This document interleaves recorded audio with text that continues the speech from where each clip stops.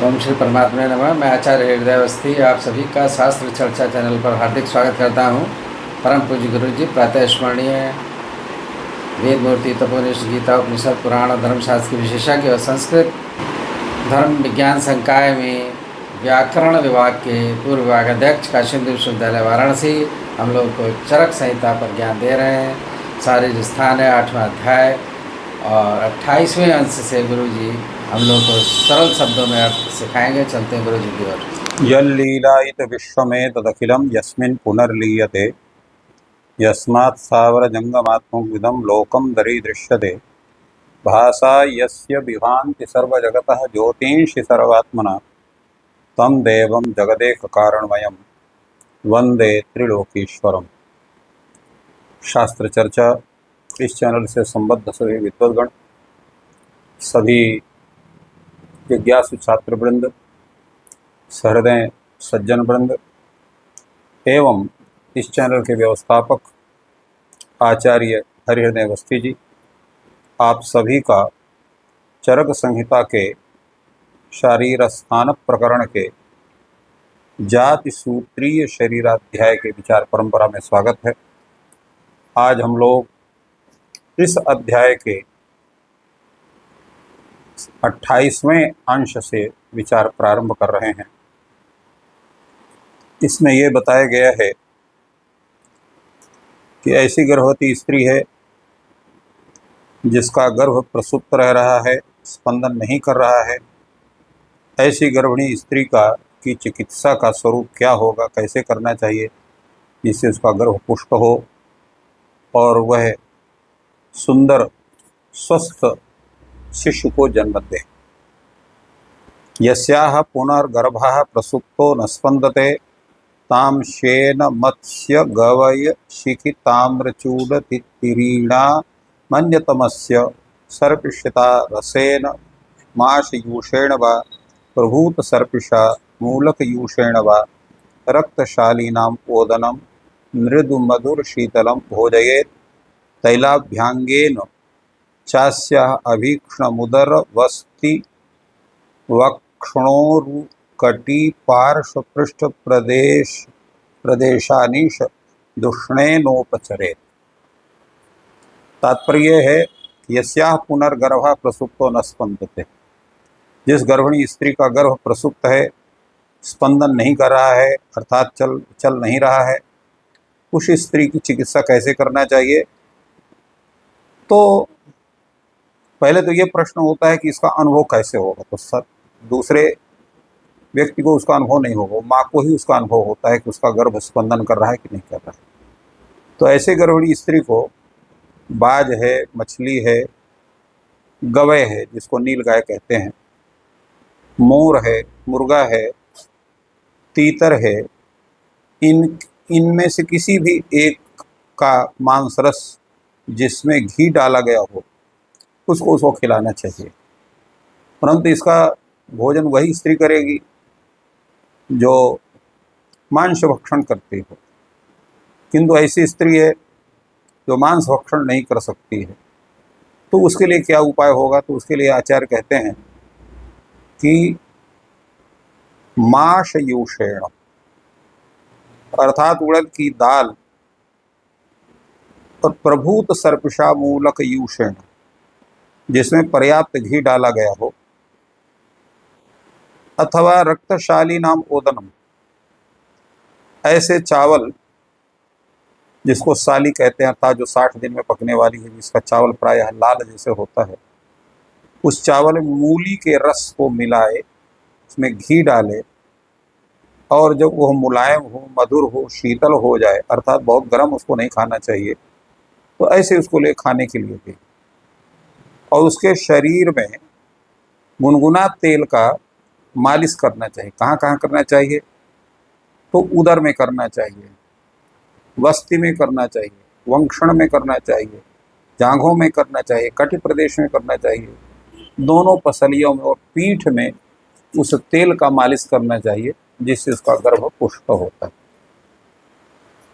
इसके आगे बता रहे हैं यस्याह पुनरुदरावर्त निबंध स्यात् ष्टमे मासे न चानुवासन साध्यम मन्येत तथा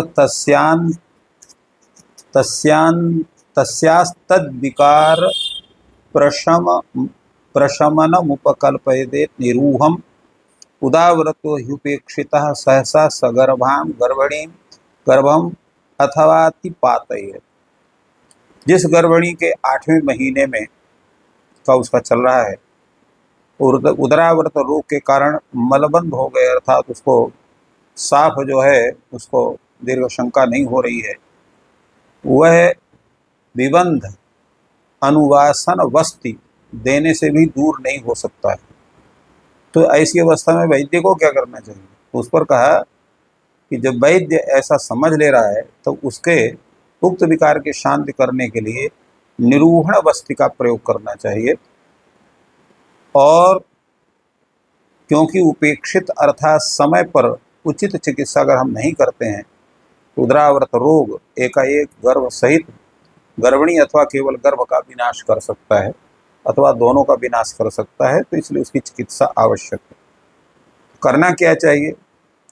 तत्र वीरणशालिषष्टिक कुशकासेक्षु बालिका वेत सपरिव्याध मूलानां भूतिकांतानंत कामश्मर्य परुषक मधुक मृद्विकानां च पयसा अर्घोदकेन उद्गम्य रसम प्रियाल विभीतक मज्ज तिलकल्क संप्रयुक्त बीशल लवण मनत्युष्णं च निरूहं दद्यात्।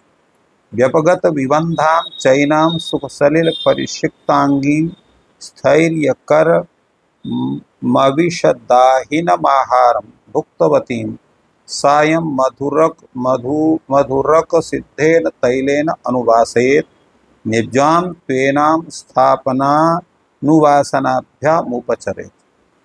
अर्थात वीरण, वीरण कहते हैं खस को, और शाल जिसको साठी चावल जिसको पूर्व में बताया गया था, लाल चावल, और साठी कुश काश और इक्षुबलिका। इक्षुबलिका जो है ईख का एक भेद है, और वेतस माने वेद, और परिव्याध, परिव्याध में आता है द्रुमोत्पल जलवेतस कर्णिकार वृक्ष अथवा आरग्ध वृक्ष। वैद्य शब्द सिंधु में इसका उल्लेख प्राप्त होता है। इन सब की जो जड़ है उस जड़, उनके जड़ों को भूतिक और कत्रिण, अनंत मूल, गंभारी, परुषक जिसको फालसा कहते हैं, मधुक माने मुलेठी, मुनक्का, इन द्रव्यों को लेकर के और इनको इतना पकावे कि जो आधा जल रह जाए उसमें आधा दूध मिला करके और क्वाथ विधि द्वारा उसके रस को निकाले। फिर उस रस में प्रियाल, प्रियाल माने थे चिरौंजी जिसको हम लोग कहते हैं, और विभीतक माने बहेड़ा की मज्जा अर्थात मीगी जो उसकी है वो, और तिल की इनकी चटनी बनावे, उसमें थोड़ा सा नमक मिला दे। इन सबको पीस कर मिलाकर फिर उसको जो है हल्का सा गर्म करके और इससे निरूहण वस्ति उस जो है गर्भिणी स्त्री को देना चाहिए। यस्याः पुनरति मात्र दोषोपचयाद्वा तीक्ष्णोष्णाति मात्र सेवनाद्वा वात मूत्र पुरीश वेग विधारणैर्वा विषमासन शयन स्थान संपीडनाभिघातैर्वा क्रोध शोकईर्ष्या भय त्रासादिभिर सहसैर्वापरैः कर्मभिः अन्तः कुक्षेः गर्भो म्रियते तस्यास्तिमितं स्तब्धमुदरमाततं शीतमश्मान्तर्गतमिव भवत्यस्पन्दनो गर्भः शूलमधिकमुपजायते न चाव्यः प्रादुर्भवन्ति योनिर्न प्रस्रवति अक्षणी चास्याः स्रस्ते भवतः ताम्यति व्यथते भ्रमते श्वसिति अरति बहुला च भवति न चास्य वेग प्रादुर्भाव यथावदुपलभ्यते इत्येवं लक्षणां स्त्रियं मृत गर्भेयम इति विद्यात्। उस गर्भिणी स्त्री का जो गर्भ है वो मर गया है, तो ऐसी अवस्था में उसकी चिकित्सा क्या करना चाहिए और मरता कैसे है उसके विषय में भी आवश्यक है जानकारी लेना। तो यस्या पुनः अतिमात्र दोषोपचय, अधिक मात्रा में वातादि दोषों के संचय या वृद्धि हो जाने पर, अथवा तीक्ष्ण उष्ण गुण अथवा वीर प्रधान द्रव्यों के अधिक मात्रा में सेवन करने से, अथवा बात जिसमें डकार या अपान वायु है आ रही है, मूत्र पुरुषण के वेगों को रोकने से, या विषम असन विषम भोजन करने से, विषम शयन करने से, विषम स्थान में गमन करने से, दबाने से अथवा चोट लगने से, या क्रोध शोक ईर्ष्या भय घबराहट आदि से, अथवा साहस अर्थात शक्ति से अधिक कार्य करने पर अर्थात दुस्साहस करने से, अथवा इसी प्रकार के अन्य कार्यों के करने से गर्भाशय के भीतर स्थित जो गर्भ है वह मर जा रहा है। तो ऐसी अवस्था में करना क्या चाहिए? तदनंतर उस स्त्री का जो उदर है स्तिमित अर्थात गीले कपड़े से ढका हुआ जैसा जकड़ा हुआ, आतत अर्थात तना हुआ है, शीतल स्पर्श युक्त है, मानो गर्भ के भीतर कोई पत्थर का टुकड़ा है ऐसा प्रतीत हो रहा है, गर्भ किसी प्रकार का हिलता डुलता नहीं है, और पेट में अत्यंत दर्द हो रहा है, और प्रसव वेदना जो है वो नहीं हो रही है, योनि से किसी प्रकार का जो है रक्तस्राव आदि नहीं हो रहा है, उसकी दोनों आंखें अत्यंत शिथिल हो गई हैं, उसकी आंखों के सामने अंधेरा छा जा रहा है, वह अत्यंत दुखी है, चक्कर आने लग रहे हैं, श्वास की गति बढ़ जा रही है और बहुत अधिक बेचैनी हो रही है, अर्थात जब तक मृत गर्भ निकल नहीं जाता तब तो शांति नहीं मिल रही है, और न इसके मलमूत्र आदि के वेग ही समय पर हो पा रहे हैं, फलतः मलमूत्र आदि के वेग की उत्पत्ति ठीक नहीं हो पाती है।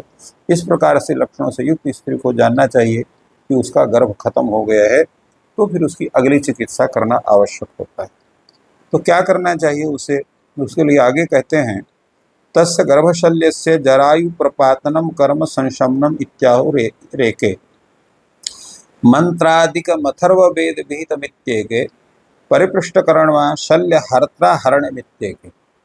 इसके अनेक उपाय बताए गए हैं, क्योंकि गर्भ है तो उसका सबसे अच्छा यही है कि गर्भ का पात हो जाए और उस गर्भिणी स्त्री की सुरक्षा हो जाए। तो गर्भ शल्य से जरायु प्रपातनम कर्म, तो गर्भ जो शल्य है उसके जरायु का प्रपातन कर्म अथवा संशमन करना चाहिए, ऐसा कुछ लोग कहते हैं। कुछ लोग कहते हैं कि अथर्व वेद से विहित जो मंत्र हैं उनका जपादि कर्म करने से भी वो गर्भ जो है वो बाहर निकल जाता है। और कुछ लोग कहते हैं परिदृष्ट कर्मणा शल्य हर्त्रा हरणम, उसकी शल्य चिकित्सा करके उस गर्भ को निकालना चाहिए, ऐसा भी उल्लेख आचार्य करते हैं। उसके आगे का विचार करते हुए कहते हैं, व्यपत गर्भ शल्याम तो स्त्रियाम आम गर्भाम सुरासिध्वरिष्ट मधु मदिरा सवानाम अन्यतम अग्रे सामर्थतः पाययेत। गर्भ कोष्ठ शुद्ध्यर्थम अति विस्मरणार्थम प्रहर्षणार्थम च अतः परम संप्रीणनैर बलानुरक्षभिः स्नेह संप्रयुक्तैर यवाग्वादिभिर्वा तत्काल योगभिराहारैरुपचरेत दोषधातु क्लेद विशोषण मात्रम कालम अतः परम स्नेह पानैर वस्तिभिः आहार विधिश्च दीपनीय जीवनीय ब्रह्मणीय मधुर वात हर समाख्यातैरुपचरेत। अब ऐसी स्थिति में क्या करना चाहिए? जो आम गर्भ है, जिसका गर्भ अभी स्वतः पूर्ण प्रसव योग्य नहीं हुआ, उसको आम गर्भ कहते हैं। ऐसी स्त्री के जो गर्भाशय है जिसमें शिशु मृत हो गया है, उसको गर्भ शल्य के निकल जाने अथवा निकाल देने के बाद पहले गर्भकोष्ठ अर्थात गर्भाशय शुद्ध करने के लिए, पीड़ा को भुलाने के लिए तथा उसे प्रसन्न करने के लिए जो है उसको सूरापान कराए, अथवा सीधु दे अथवा अरिष्ट दे अथवा मधु दे अथवा मदिरा दे अथवा आसव दे। ये सभी जो है वो आशव के अर्थात सूरा के प्रकार हैं। इनमें से किसी एक को गर्भिणी की शक्ति के अनुसार उसको पिलाना चाहिए। इसके बाद जब दोष शांत न हो जाए, धातु सम न हो, गर्भाशय का किलित सूख न जाए, तब तक परिभाष शरीर को तृप्त करने वाले, उसके बल की रक्षा करने वाले स्नेह रहित जो यवागु है उसको खिलाए। गिलोई आदि जो तत्काल गर्भिणी के दिए जाने योग्य आहार हैं उनको हो, और इनसे उनकी चिकित्सा करना चाहिए। इसके बाद फिर क्या करना चाहिए? तदनंतर दोष धातु तथा क्लेद सूख जाने पर, अर्थात ऊपर जिन स्निग्ध पदार्थों का निषेध किया गया उनका सेवन करना चाहिए। दीपनीय, जीवनीय, बृंहणीय, मधुर तथा बातहर नामक गणों में कहे गए जो द्रव्य हैं उन द्रव्यों के द्वारा घी अथवा तैल से स्नेहपान अर्थात तेल या घी उनको पिलाना चाहिए। स्नेह वस्त्र द्वारा अथवा आहार विविध विधियों के द्वारा उसका उपचार करना चाहिए। थोड़ा सही रहे, चलिए तो। कल कर इस प्रकार गुरु जी ने संत शब्दों में आपको बताया।